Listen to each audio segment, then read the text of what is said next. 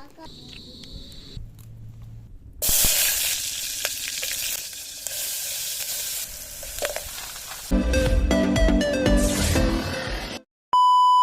yun na nga, for today's video ay naisipan ko naman panghuhain dito sa amin ay punaw or halaan. Kasi nung sinerch ko, halaan man ang lumabas. Pero sabi nga ni mama, punaw daw ang tawag din sa amin. Ay hala pa. Bali, ang mga punaw nga pala ay mahirap yan hanapin, hindi nga katulad ng bangkalan kasi ang punaw ay talagang yan ang lalim bumalay sa buhangin. Ang tanging makikita mo lang sa kanya or palatandaan mo para mahanap mo siya ay yung laman niya nakalabas yun sa buhangin kapag may tubig. Kaya nga kapag walang tubig ay talagang may hirapan kang maghanap or talagang wala kang mahanap kapag kati yung pangunguhaan mo. Bali, ganda rin nga palang hitsura niya kapag nasa buhangin. Ayan, parang may butas siya ng dalawang block. Tapos yun, may parang pumupusngat na tubig or pumupuslit.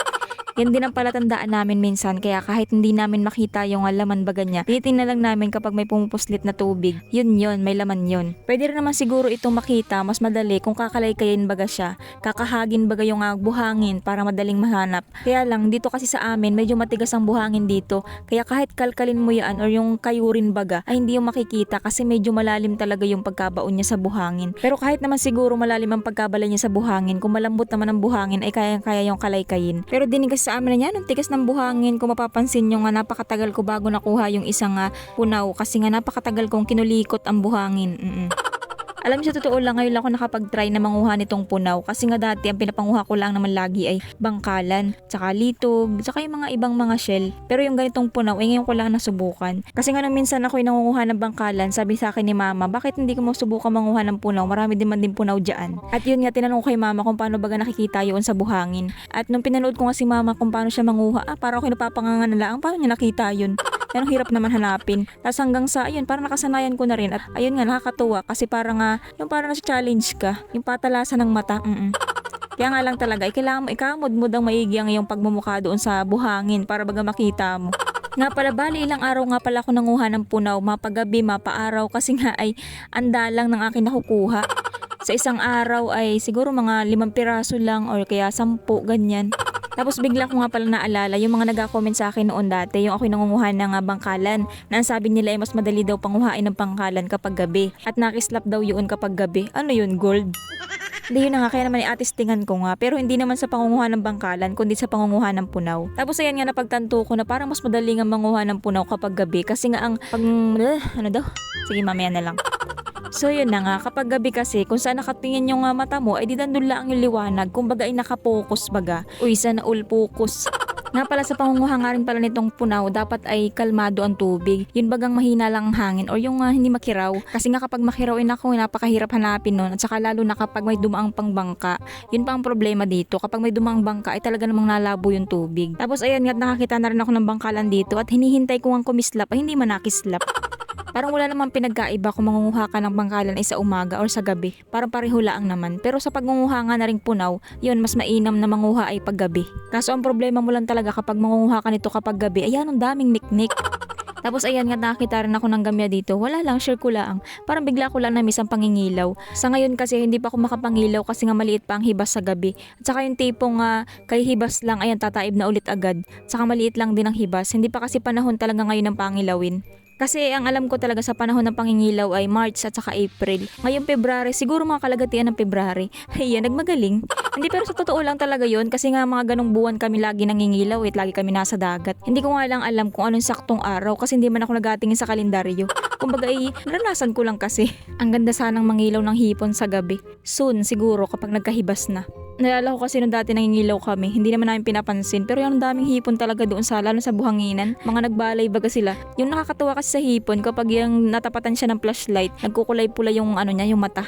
Naalala ko, kumuha ako ng ilan nun, kaya lang ay pinakawalan ko din kasi nga natutunaw yung aking balatan. Kasi nga balatan ang pinapanguha talaga namin kapag kami nangingilaw sa gabi at yun ang hanap buhay namin ay, at saka wala akong dalang ibang lalagyan nun. Kaya pinakawalan ko din, nakakapanghinayang kasi ang dami dun sa may lamawan. So yun na nga, mabalik tayo sa usapan at gawa ng kung saan naman napupunta ang usapan.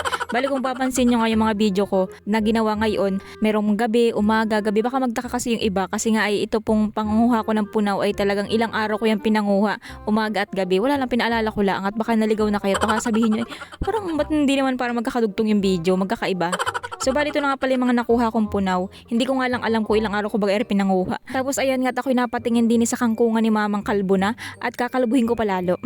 Para baga naisipan ko na laho ka naman ng gulay para hindi lang yung puro seafoods na lang lagi. Ito kasi ay kakapitas ko lang din dito ng mga nakaraan at nilaho ko nga sa pritong isda. At ayun, kukuhaan ko na naman ngayon. Ang sarap talaga sa pakiramdam kapag hindi ikaw yung nagtanim pero ikaw yung umani. Tapos ayan nga't naisipan ko ring humingi ng sampalok din sa aming kapitbahay na si tita. O nagpaalam ako ha. Paano tayo nandito sa likod bahay nila gawa ng madadaanan yung pintuan nila kapag ako'y pupunta din kaya naman kailangan ko talaga magpaalam. Bale sisigangin ko nga pala rin mga punaw na nakuha ko kasi nga parang ako'y nauumaya naman sa puro na lang ang luya. Bali bumalik na nga pala ako sa dati kong pinaglulutuan kasi nga napakainit doon sa buhanginan na pinaglulutuan ko. Bali alas 12 na nga pala ng tanghali kaya naman ikasagtingan nga ang init kapag ganitong oras doon sa pinaglulutuan ko sa buhanginan. At saka ay wala nga din kahangin-hangin doon, hindi tulad dito na mahawas, presko, maganda ang view, maganda pa ako. Pilingon. Ang problema nga lang talaga dito ay panggatong kasi nga halos naubos ko na ata mga tuyong kahoy dito. Tapos medyo malakas nga din ang hangin dito kaya naman yan daling mapugnaw ng apoy at ako ay gatong ng gatong. Tapos ayan nga hinagas ko yung panggatong tapos pupulutin ko din naman. O diba mulog din. Medyo nahirapan pa nga pala ako niya sa pagsindi ng apoy kasi nga ay napakalakas nga ng hangin. Kung hindi ko pa hinarangan na ring sangkalan ko ay hindi mabubuhay. Dahil nga nakalimutan ko na naman na dapat pala ay nag-prepare na muna ako ng lulutuin ko or nag-get na baga ng mga sibuyas-sibuyas. At saka na rin nga kangkong ay hinimay ko na muna sana bago ako nagbuhay ng apoy kasi nga yan ang bilis mapugnaw niyaan at yan ang lakas ng hangin. Bali hindi naman ako inaabot ng isang oras sa pag-get lang ng sibuyas at bawang. Kaya nga lang iba kasi talaga kapag ang gatong mo ay kahoy. Lalo pat tuyong-tuyo yan ang dali ba ganyang mapugnaw. Hay, ba't parang sinisipa yung kahoy? Di yun nga't naisipan ko na ihawin na muna aring dala kong suso. Ari nga pala suso na aray nahuli lang ni Papa at hiningi ko na nga lang kasi hindi naman to kakainin sa bahay, hindi lang to kapansinin. Hindi ko nga lang talaga alam kung ano bagang tawag sa ganaring klase ng suso, basta ari ay suso. Tapos ayun nga ako'y tuwang-tuwa sa pagagayat na rin aking Ricardo kasi nga bago na yung kutsilyo ko matalas na yan. At kahit pakoy pa yan ay nako tatabla na ang pakoy na rin. Parang gusto ko na nga rin tadtarin yung dahon ng kangkong ay at saka aring sampalok. At dahil nga nasunog ko na yung isang kaserola kaya naman ibalik na nga ako dun sa dati kong kaldero na ginagamit.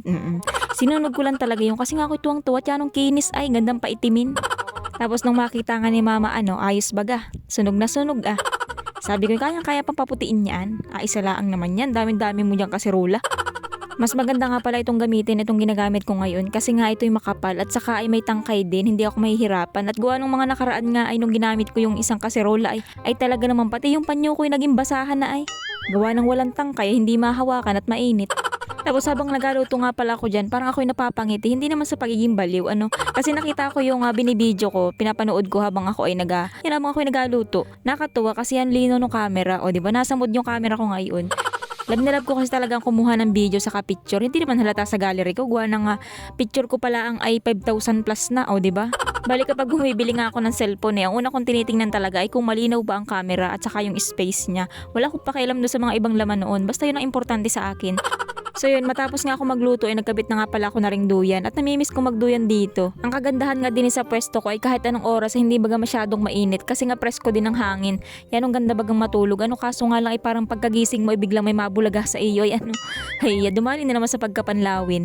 Pero alam niyo sa totoo lang ay talagang ako'y panlawin. Dati hindi ko nga kayang pumunta dito na mag-isa dito sa Aplaya kahit ganitong umaga. Pero ngayon man ay hindi na, parang ako'y sanay na. Kahit nga minsan ay ako'y ginagabi na din sa pagbo-voice over ay hala, sige. Pero yung aking lakad ay medyo parang patakbo na.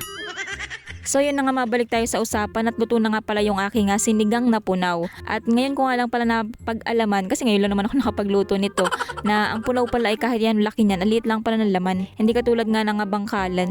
Ayan medyo maliit lang yung laman niya. So yun, kain po tayo guys. Pero kahit maliliit naman yung laman niya, ay masarap naman ang lasa. At saka ay syempre dapat thankful pa rin tayo kung anong meron. Ay di pasalamat pa rin tayo at merong ganyan. At saka libre yan, hindi naman nakatulad sa iba na abilhin pa nga nila yan Lalo na sa syudad, naku ay lahat ay bili. Ultimo yung dahon ng malunggay ay abilhin mo pa. Samantalang dito ay ahatakin mo lang sa bakuran ng kapitbahay.